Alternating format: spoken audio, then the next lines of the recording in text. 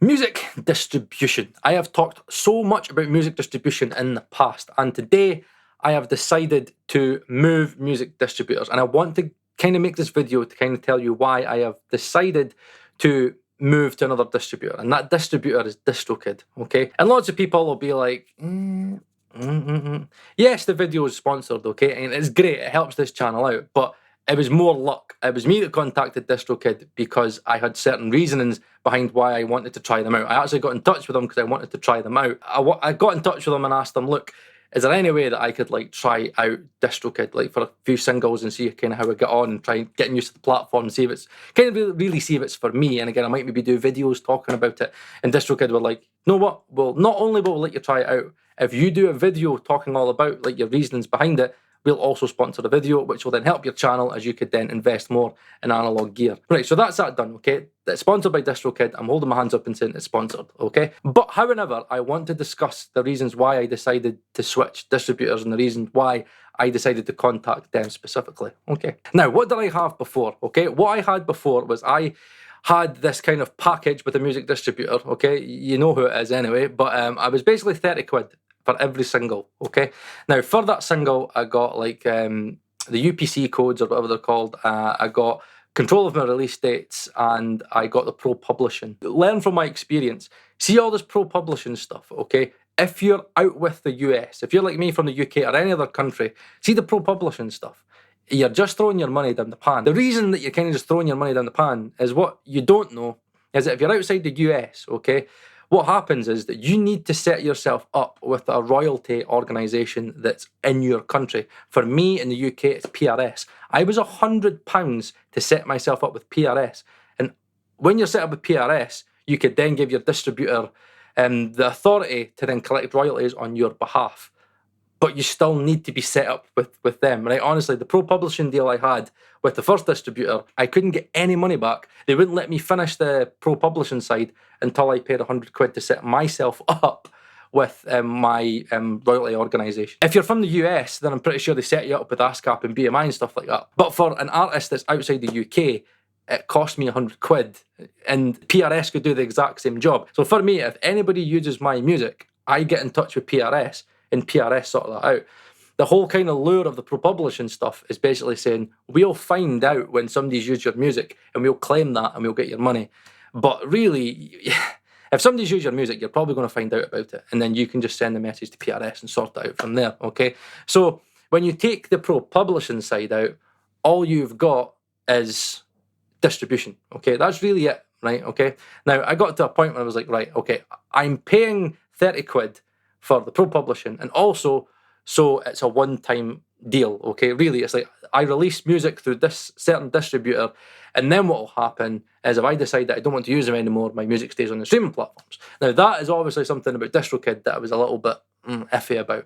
There is a leave a legacy fee that you could pay on every single or album or whatever you release to ensure that even if you leave DistroKid, your music stays on the platforms. That was something to me that was just like, oh, that's kind of off-putting to me. I think what people want you to do is people want you to see yourself a lot bigger than what you actually are. You need to build an audience, and what I've came to the realisation is that to build an audience, you need to release music and lots of it. One single is one single. They hear it, they're done. Second single comes out, it might be again for me, it was like like 8 months later, people had forgotten about that, and then I was on to something else. You've got to continually keep churning out music, and then from there, hopefully, you'll build a fan base, and then you'll build up your own audience. So for me, this whole pro publishing stuff, like, who is using my music? I can't even get 1,000 streams on Spotify, so why am I worrying so much about royalties? Right? Why? Like, I've paid £100 already, so I'm like, why am I worried about going with a pro publishing deal with a distributor when nobody's using my music? And here's another thing, content ID. So I pay for content ID. That was an added thing I had to pay for, okay? It wasn't included. Now, the thing about content ID is what I kind of learned, and the really, really frustrating thing is that they would claim, so again, if it was my song and I used it on my channel, they would claim it. And they would say, right, this is on behalf of Paul Third. And then I couldn't monetize it, but they say that you still make money off of every view. And then I'd go on my analytics and I made like 6 quid. I made 6 quid. After all these videos that I included, I made 6 quid. In my head, I would have made more money. I genuinely think I would have made more money if I just kind of monetized the videos myself. And I was kind of speaking to my wife about it, and I was like, I can 30 quid a single. That's £360 a year. She was like, is there nobody else cheaper? Because she knows I'm super tight. And I was like, oh yeah, there's a few free distributors, but like I like to pay for stuff. I'm very funny that way. I've got a video talking about free music distributors. I'm just funny. I like to just pay for something. So she's like, Paul, 20 quid a year. You're telling me 20 quid a year, right? And you're paying 360, you're willing to pay, if you were doing one single every single month, you're willing to pay £360 a year when you can just pay £19.99. She's like, Paul, your analytics, why do you care so much about analytics, Paul? You made £6. Like, the distributor you're with, Paul, is a minimum of 10 quid to withdraw. You can't even withdraw your £6. When, Paul, nobody's listening to your music. And my wife ripped into me. And it was the conversation I needed to sit there and realise I'm taking myself too seriously. Royalties and like all this stuff that like that's for bigger artists. That's for artists. And commission as well. It's like, why are you thinking about commission? It's like, oh no, like I lost 3 quid in commission. I'm not making a lot of money. Music is the most important thing and getting it out there. So in my head, I was like, right, £19.99. Or again, you've got the musicians bundle as well, which I think is £35.99. I was like, right, £35.99. I got all the control on the release dates if I still want it. I got all the analytics that I want. And it's one payment. What would basically cost me one single, okay, I could release as much as I want for an entire year. And the more I thought about it, the more it was like, I took myself way too seriously. And then the more I kind of spoke to other YouTubers, and I was like, you use DistroKid as well. Like, what do you like about DistroKid? And they were like, Paul, the great thing about DistroKid, from a YouTube point of view, is that you could just simply go on your account, and if you want somebody else to use your music, you're in control of that, and you could go, right, you'll get a claim through, and you just go, nope, take that claim away, and that person can monetize your music when you're in full control. I couldn't do that with this distributor. I couldn't do it. I couldn't even monetize my own songs, and I'm in control of it. I did not like that. I wanted control, and then as soon as I seen Ed Thorne doing that, he had bright lights on so many other mixing engineer sessions, and I was like, oh, how are you doing that? They won't be able to make money off that. And then he was like, well, Paul, all I do is just go into it and just delete that claim, and then they could monetize it, and then my music is reaching more people. And I kind of got to the point where I was like, the only way you're going to build a fan base is by releasing more music, which is, to me, if you're going for a paid distributor, DistroKid makes sense to me because it's one payment per year. Obviously, it's every single year, okay? So if you do decide to leave DistroKid, then your music will come off those streaming platforms, okay? But in the end, my wife made a very good point. She went, Paul, it's one payment, Paul.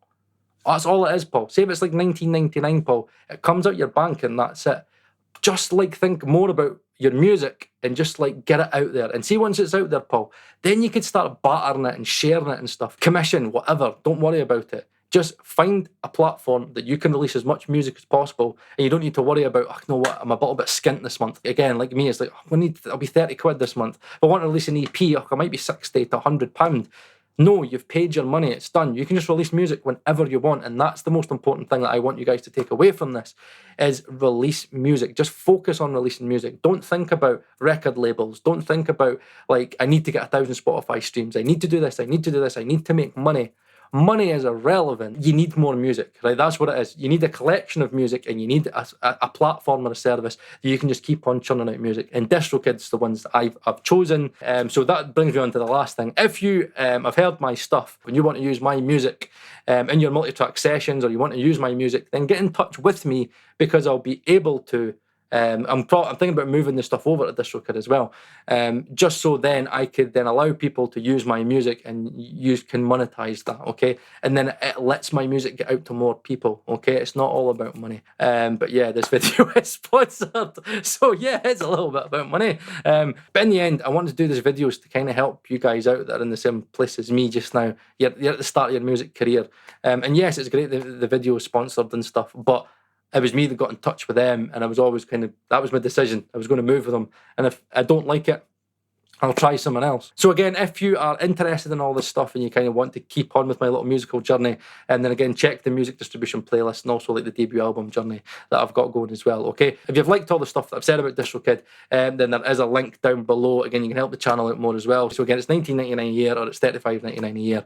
But if you use my code, I can't remember what it's called, but I'll leave a little thing here so you know what it is. You put that in there, and we can all carry on releasing music. And if you're also thinking about releasing music, or you have just released music, then leave a link down below as well, so we can all just start sharing each other's music. Okay, so thank you very much for watching, guys. My name is Paul Third, and I will hopefully see you the next time I'm releasing a single, which is hopefully in the next 3 or 4 weeks. Bye-bye.